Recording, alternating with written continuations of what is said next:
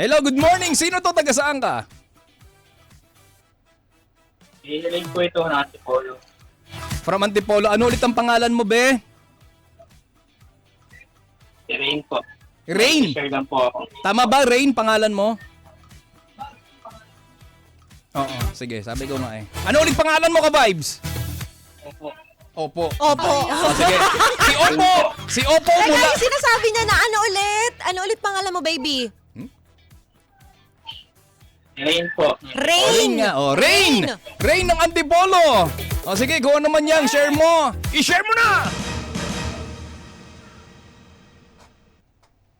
Rain. Nakakaiyak, Rain. Share ko lang kasi yung asawa ko. Yung asawa mo ay... Ano po kasi, nakita niya yung mga picture namin ng ex ko sa cellphone ko. Okay, ganito Rain ha, para mas magkaintindihan tayo. Hinaan mo yung monitor mo dyan at dito ka sa akin makinig mismo ha. Dito sa amin ni DJ Main sa telepono mo. Hinaan mo yung monitor mo dyan kasi late yung feedback eh. Ayun no, naririnig ko eh. Para Okay. mas makasagot ka kagad ha. Rain. Rain. Rain. Diyan ka pa, Rain? Ako, hinaan ko. Hinaan mo. Ikaw, hinaan namin. Okay, sige, ulitin natin. Ang problema mo, yung asawa mo dahil nahuli niya na... May picture ng ex niya sa cellphone niya. Sige, kwento. Nung isang gabi kasi, hinaram niya yung cellphone ko, nakita niya yung yung mga picture namin ng ex ko dati. Pero dati pa yun. Okay. Kasi binura ko na yun napunta sa trash. Ayun pala, kailangan pala burahin pa pala sa trash. Okay. Nagtampo siya, umiyak siya. Sabi ko nga, pinapaliwanag ko, dati pa yun Rain, ilang taong ka na? Tsaka yung asawa mo? 37 na po. Yung asawa mo ay? 31. May anak na kayo? Opo. Ilan? Siya po, saka buntis po siya. So magdadalawa na. Oo. Nako, crucial ito, DJ Min. Totoo. Para pamilya. Kaya pala umuwi na probinsya yung kakilala ko, no? Nang dahil kay Jerma yun, Shoutout sa'yo, Gerald. Bakit mo ba yung pangalan? Okay na yun. Para pamilya. Hindi kaya, anong pangalan? Hindi kaya Rain ang pangalan. Okay, sige. Okay, Rain. Diyos ko po. Rain! Nagtampo yung asawa mo. Paano tampo? Naglayas ba? Hindi ka pinapansin? Paano? Hindi pinapansin. Hindi pinapansin. Kailan nangyari to yung yung pagkakahuli sa'yo na may picture pa ng ex mo sa cellphone mo? Isang gabi lang po. Bago lang. Fresh lang. Okay. Teka lang, ang tanong dito na Tito Kiko mo tsaka ni DJ Main, first of all, bakit meron pa ring pictures ng ex mo sa cellphone mo? Totoo. Kasi nasira yung yung luma kong cellphone nasira. Itong bagong cellphone na to, bago lang po to. Na nandun pa pala yung nakasave pala sa Google yung mga picture ko. Nakasave Parang sa drive. naka-cloud. Oo. Nag-sync ulit from Tek- luma to bago. Teka, bakit kasi hindi... May picture pa din. Yun pa rin Ayan. yung tanong doon. Bakit hindi mo nilinis? Nilinis ko na nga po. Hindi nga ba? Binura ko. Wala. Napunta pala sa nasa trash lang. Oh. Hindi ko rin na kasi kinakapa ko pa yung cellphone bago pa lang kasi sa akin. Kaya hindi ko alam, may trash pala. Nakita niya. Kaya baka tataka ko bakit siya umiiyak. Yung pala, nakita niya pala yung mga picture na ng ex. Alam mo kasi, kami tuloy, baka sa isipin nila buntis ako. Hindi, yung mga buntis kasi, kaming mga babae, sensitive kasi kami. Lalo pag Very buntis. crucial yan. Lalo pag buntis. Emotional. Konting bagay lang sa amin, nagiging siya, malaki. Big deal. Big deal. Diba? Kaya valid talaga yung nararamdaman ng misis mo. Kaya nga ako kaya nga, nag-share lang ako kung ano yung mga dapat gawin ba. Saka hindi. So ganito na lang, Rain ng Antipolo, no? siguro naman magkakaintindihan na tayo kahit maiksing sentimento lang yung ibitaw namin sa'yo ni DJ Main. Nasa tamang edad ka na rin naman. Alam mo naman na mali yung ginawa mo. Alam mo ba na tama o mali yung ginawa mo? Mali. Ayun. Mali. Mali talaga, 'di ba? Wag na natin i-justify na keso ganito, keso ganyan. Mali ay mali, 'di ba? Mali.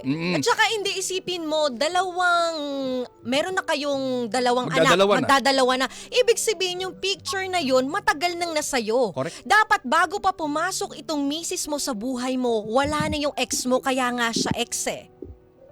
Opo, matagal naman tang burado yun eh. Ngayon nga lang nagbumalik sa ano ko.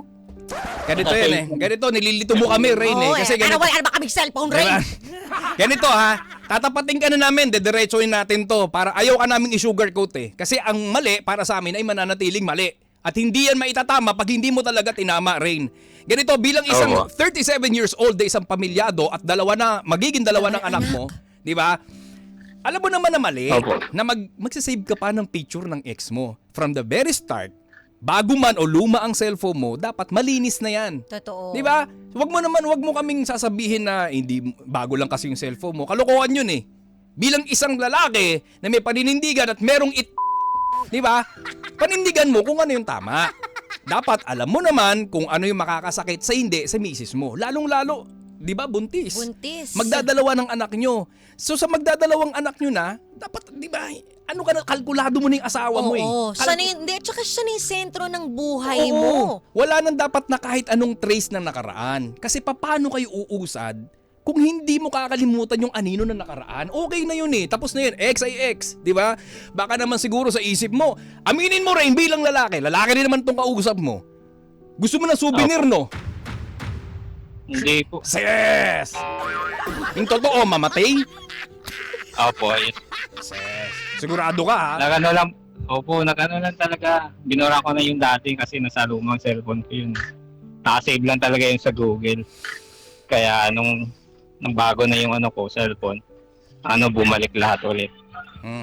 Sige. Ikaw, DJ Main, bilang isang babae, anong POV mo dito sa rason nito ni Rain? Kahit bali-balik ta rin natin, ang hirap paniwalaan nung rason mo. Sorry, Reyna. Ayan. Oo, mahirap paniwalaan. Isipin mo, ilang taon yung una nyong anak? Na po, 1 taon mahigit. 1 taon mahigit. So, 1 taong mahigit yon for sure. Bago dumating yung 1 taon na yun, ilang taon na kayo nung iyong misis, girlfriend, boyfriend pa lang kayo. So, doon pa lang kung tapos ka na sa ex mo, doon pa lang, nung stage na tapos na kayo, wala na dapat yun. Kasi respeto mo yun sa papasok sa buhay mong bago. Tama. 'Di ba? Yun yung tinatawag na respeto sa karelasyon mo. 'Di ba? Dapat wala na yung mga photos na yan. Although, oo, may mga lalaki din talaga na tama nga si Kiko Kalikot na gusto ng souvenir. At hindi natin maalis yan. Yung souvenir na yan, sige, hindi namin ipagkakait sa'yo yan. Pero sana, sa'yo na lang. Sa isip mo na lang, hindi na sa mga makikita pa sa'yo. Oo, wala Diba? nang ebidensya. Totoo, kasi Kumbaga, masakit. memories na lang. Opo. Okay na yun, memories. Huwag ka na magtago ng kahit na anong souvenir. Kasi maling-mali yun, be.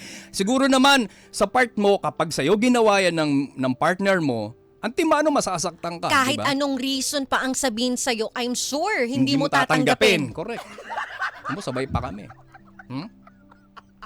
Opo. Oo, tamo. Diba? So ngayon, ang gawin mo, kausapin mo, suyuin mo yung asawa mo. Kasi ikaw yung may mali at hindi nakakabawas ng pagkalalaki yun. Opo. Ayun, ganun. Ganun lang Nakausap kasi. ko nga po, Eli. Ganun lang kasi. Tampo pa kayo. Nayaan ko lang. Ayan. Normal lang naman talaga na magtatampo. Siguro sa parte mo, Rain, ikaw na yung maging tama, di ba? Ikaw na yung maging open-minded. Kasi lalo sa sitwasyon ng misis mo, Buntis. Sensitive. At maraming pinagdadaanan niya na hindi niya maipapaliwanag sa'yo. At sure kami ni DJ Main, hindi mo agad maintindihan yan. Kasi hindi mo naman naranasan mo buntis at yung feeling ng buntis, yung emotions ng buntis. Opo. Kaya, Gusto mo ba ma-stress yung asawa mo? Kawawa yung magiging anak ninyo. Kaya nga po, ayaw ko naman po yun. Yan. Na may stress siya. So Rain, bilang isang mister na responsable, kausapin mo ng maigi si Mrs. pero palipasin mo muna. Tama Oo. yan, palipasin mo muna yung emosyon niya, yung nararamdaman niyang inis at galit, tsaka mo siya kausapin. With sincerity, ng buong puso, sabi mo sa kanya, aminin mo kung saan ka nagkamali. Oo. At ibigay mo kung ano yung dapat mong gawin para maitama yung pagkakamaling na-commit mo. Hindi mo naman Totoo. sinasadya ka mo, di ba? Wala namang masama sa mag-usap. Dahil sa mag-asawa at sa mag-partner, walang gusot na hindi naaayos kung hindi idadaan sa maayos na pag-uusap. Pero syempre, hindi lang communicate. Dapat marunong din tayong umintindi at makinig. 'Di ba? Oh. So, intindihin mo rin siya, alamin mo rin kung saan siya nanggagaling. So, from there, alam mo na yung susunod na gagawin mo. At ano na yung dapat mong iwasan nang hindi ka makasakit sa misis mo. Opo. Alam mo din, Rain, dagdag lang din namin, ano, ito, idea lang to galing sa iba pa nating ka-vibes. May mga wife naman daw, di ba? May mga asawa na hindi naman siya big deal. Yun talaga, ayun ang kinaganda sa isang relasyon. Na yung ganitong klase ng concern siya, hindi siya problema hindi na pinapalaki. Siguro, sa babae, pwede niya sabihin, bakit ka pa may pictures ng ex mo? Tayo na. Hindi na para pag-awayan, pagtalunan pa. Kasi sa mga ganitong bagay, wala namang nananalo. Totoo. Parehas talo. Totoo. Di ba? Parehas lang siguro kayong dapat, lalong-lalo ka ring, na ibaba mo ang ego mo, ang pride mo. Total, ikaw naman din nagsimula ng problemang to, sa'yo di ba? nakita, kumbaga. At isa ding aral sa lahat ng mga kalalakihan na gusto pa ng mga souvenir na gaya ng ganito, siguraduhin nyo na naka-log out kayo. Tinuruan mo pa sila. Hindi! Hindi, mali yun! Siguraduhin yung mga lalaki kayo na kayo ay totally healed na sa past ninyo bago kayo makipagrelasyon sa iba. At kung may karelasyon na kayo, kung masaya naman kayo, di ba, piliin nyo maging loyal and faithful. Kung hindi ka masaya, dumexit ka ng may respeto. Ano, sagot. Diba? Opo. Alam mo rin, may edad na tayo Dapat doon na tayo sa may peace of mind. Totoo. Wag na tayo doon sa may Opo. maraming drama, maraming challenge. Hindi na tayo dapat Para sa ganun. doon. Diba? Kumbaga, ang hirap na nga ng buhay araw-araw, dadagdagan pa ba natin? Mas maging masaya na lang tayo sa pinasok natin na relasyon at karelasyon. Gaya niyan, wag mo naman sabihin sa amin na hindi mo mahal yung misis mo. Magdadalawa ng anak nyo. Di ba? Siguro naman, happy and contented ka. I know, deep inside, nagkamali ka lang. At walang masama doon na mas maganda nga umaamin ka sa pagkakamali mo. At hanggang gusto lang din namin na mangyari, marinig mula sa'yo na magiging maayos kayo at gagawin mo kung anong tama para maituwid yung pagkakamali na nagawa mo kay misis. Totoo. Okay? Opo. Okay, Rain. May gusto ka pang ibulyaw sa kanya? Wala naman. Wala na. Tandaan mo, Rain, ha? Sa bawat problema ng relasyon, dapat kayo ang magkakampi. Yeah. Versus problema, hindi you versus yung kapartner mo. Yun! Dapat. Narinig mo yun, Rain? So kung nakikinig ang misis mo ngayong oras na ito, anong gusto mong sabihin sa kanya? Yan. Ano siya may check up siya ngayon. O malay mo, nakikinig, may radyo dun Kung sa clinic. Ano lang gusto mong sabihin sa kanya? Deep inside, kunyari magkaharap kayo ngayon. Mula sa puso, ano gusto mong sabihin? Yun nga, ilang beses na ako mag-sorry. Sorry. Kasi yun nga, nakita niya yung mga hindi dapat makita. Hindi ko naman sinasadya na ipakita sa kanya. Talagang nakita niya lang. Sabi niya sa akin, baka may purpose, bakit niya nakita. Hindi ko rin alam kung anong purpose nun. Sabi ko, mga nakaraan na hindi maganda sa akin. Kasi hindi naman kasi naging maganda yung mga nakaraan ko. Kaya baka siguro yun ang pinaka-purpose na na nakita niya para maipaliwanag ko yung self na sa mga nakaraan ko na hindi maganda nangyari. Alam mo rin, dagdag lang ni Tito Kiko mo, siguro lagi mo din isaisip to na lahat ng gagawin natin, lalong-lalo na kapag mali, langit ang gagawa at gagawa ng paraan para mabuko tayo. Dahil walang mali ang nagtatagal. Lahat ng mali nabubulgar, lahat ng mali ay nabubunyag. Talagang langit na gumawa ng way para mabunyag yung sikreto mo. Para itama. Para itama mo. Kaya dapat itama mo kung ano yung pagkakamali na hindi makakatulong sa relasyon yung mag-asawa. Opo. Okay? Sige, maraming salamat sa iyo, Rain, ha? Salamat sa pagtawag mo. Baka may gusto kang batiin. Wala na po. Ngayon, binabati ko lang yung asawa ko. Sana, ingat siya pa uwi. Yeah. Mahal na mahal ko siya. Ayan, dapat ganon. Sana all mahal. Sa susunod na pagtawag mo, Rain, ha? Dapat ay kukwento mo na sa amin na okay na kayong dalawa, ha? Alang-alang din sa mga anak ninyo, lalo may paparating kang baby. Kaya nga po eh. Ayan. So, Salamat good, ha? Feel good.